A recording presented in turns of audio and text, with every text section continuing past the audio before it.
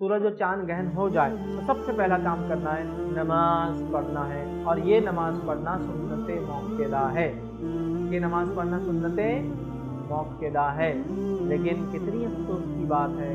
سورج اور چاند گہن ہوتے جا رہے ہیں، صدیوں سے مسلمان دیکھتے جا رہے ہیں، نبی اکرم صلی اللہ علیہ وسلم کہہ رہے کہ اس میں نماز پڑھو، آپ نماز کو ایسے بھاگے، روایت میں آتا ہے جیسے قیامت قائم ہونے والی ہے، آپ نماز کو روایت میں آتا ہے ایسے بھاگے، راوی کہتے ہیں کہ آپ کی چادر چھوٹ گئی تو اس کو آپ گھسیٹتے ہوئے مسجد کی طرف بھاگے، راوی کہہ رہے کہ ہم پیچھے بھاگے، ہم کو ڈر ہوا نبی کی گھبراہٹ دیکھ کر، آپ کی تیزی دیکھ کر کہ آپ چادر گھسیٹتے ہوئے مسجد کی طرف بھاگ رہے، ہم کو گھبراہٹ ہوئی کہ قیامت تو قائم نہیں ہوگی، اور اللہ کے نماز پڑھی، تو یہ سنت موقدہ۔ آئیے اس تعلق سے روایتیں دیکھتے ہیں، صحیح بخاری کی روایت ہے، نبی اکرم صلی اللہ علیہ وسلم کے تعلق سے آتا ہے، کیونکہ مغیرہ بن شعبہ رضی اللہ عنہ فرماتے کہتے ہیں رسول اللہ صلی اللہ علیہ وسلم نے فرمایا شمس اور قمر اللہ کی نشانیاں ہیں، سورج اور چاند اللہ کی نشانیاں ہیں،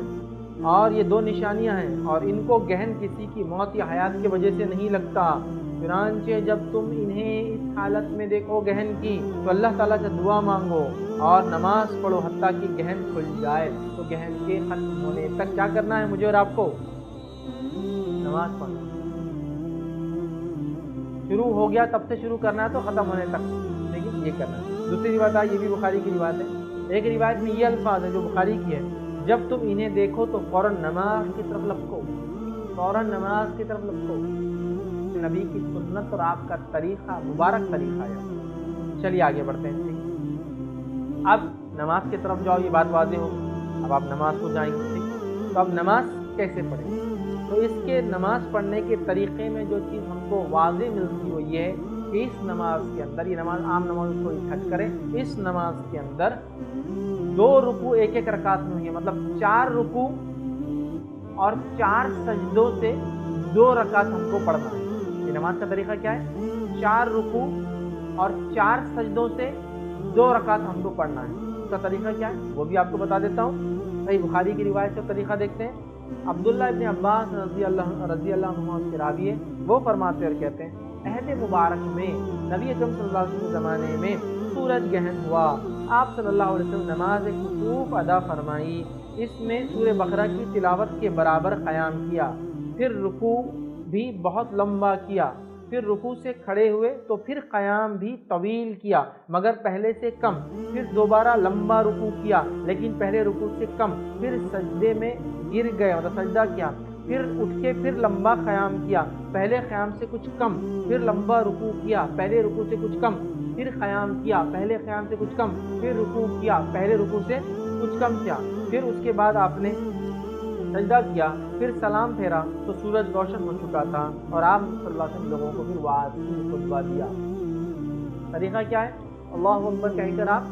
نماز پڑھیں گے، رکعت باندھیں گے، قیام کریں گے، لمبا قیام، کیونکہ ختم ہونے تک 2 رکعت کمپلیٹ کرنا ہے۔ اب تو بالکل نون ہوتا ہے، مثال کے طور پر ابھی جو بلو بلڈ مون والا جو لونار ایکلپس ہوا، ہم سب کو پتا تھا اورنگ آباد میں 6:22 سے شروع ہوا اور 7:38 تک چلتا رہا۔ لمبا قیام کرنا ہے تو مثال کے طور پر سمجھ لیجیے آپ مسجد گئے، وضو کرنے میں ٹائم گیا، پھر نماز شروع کیا، آپ نے قیام کیا، اللہ اکبر، قیام کیا، لمبا قیام کیا، ٹھیک ہے؟ نماز وہی آپ نماز کی ثنا اور سورۃ الفاتحہ، اس کا لمبا قیام، لمبی صورتیں پڑھ سکتے ہیں، لمبی یاد میں چھوٹی چھوٹی کئی صورتیں پڑھ سکتے ہیں۔ اس کے بعد رکوع کریں گے آپ، اللہ اکبر، ٹھیک ہے؟ رکوع کرنے کے بعد سمیع اللہ لمن حمیدہ ربنا لک الحمد، رکوع سے واپس کھڑے ہو جائیں گے اور پھر قیام کر لیں گے۔ یہ نماز میں اللہ اکبر، قیام، رکوع کے بعد پھر سمیع اللہ لمن حمیدہ ربنا لک الحمد، پھر لمبا قیام، لیکن پہلے قیام سے کچھ چھوٹا، سب سے پہلا قیام سب سے لمبا، تھوڑا چھوٹا، اس کے بعد پھر رکوع، یہ رکوع بھی بہت لمبا لیکن پہلے رکوع سے کچھ چھوٹا، پھر یہ دوسرے رکوع کے بعد آپ کھڑے ہوئے سمیع اللہ لمن حمیدہ ربنا لک الحمد، پھر اللہ اکبر، سجدہ، پہلا سجدہ، پھر اللہ اکبر، پھر اللہ اکبر، دوسرا سجدہ، پھر اللہ اکبر، کھڑے ہو گئے آپ، کھڑے ہونے کے بعد پھر سے قیام، لمبا قیام لیکن دوسرے قیام سے چھوٹا، پہلے والے اس سے پہلے کون سا تھا؟ دوسرے نماز، اس سے تھوڑا چھوٹا، ٹھیک ہے؟ کیونکہ 2 قیام ہو گئے نا پہلی رکعت میں، تھوڑا چھوٹا، اس کے بعد پھر رکوع، پہلے رکوع سے تھوڑا چھوٹا،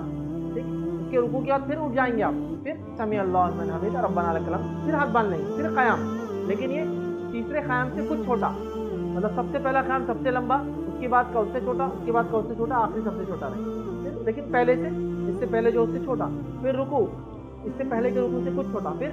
समी अल्लाहु लिमन हमीदा रब्बना लकल हम्द, फिर 2 सजदे, फिर उसके बाद जैसा आप अत्तहियात, दरूद, दुआ मग़फ़िरत वगैरह जो पढ़ते हैं, अस्सलामु अलैकुम। ये है तरीक़ा सलातुल खुसूफ़ और खुसूफ़ का। कि तो हदीस में क्या अल्फाज है, जब तुम इन दोनों को देखो तो अल्लाह का जिक्र करो, नमाज कायम करो। हालांकि अल्लाह के रसूल ने सूरज ग्रहण की नमाज पढ़ी, लेकिन फरमाया क्या, जब तुम इनको देखो सूरज और चांद ग्रहण को, तो तुम क्या करो, नमाज पढ़ो। तो हमको दोनों के लिए नमाज पढ़ो।